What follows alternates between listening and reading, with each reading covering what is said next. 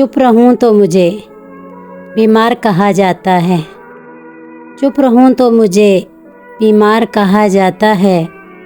बोल उठता हूँ तो गद्दार कहा जाता है। तुम मेरे साथ ज़रा सोच के चलना कि मुझे तुम मेरे साथ ज़रा सोच के चलना कि मुझे इन दिनों राह की दीवार कहा जाता है। आइए बैठिए वो आप थे, अच्छा अच्छा। आइए बैठिए वो आप थे, अच्छा अच्छा। आपको साहिबे दस्तार कहा जाता है।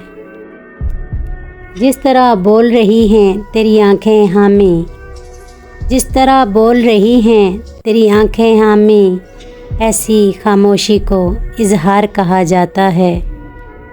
चुप रहूं तो मुझे बीमार कहा जाता है। बोल उठता हूँ तो गद्दार कहा जाता है।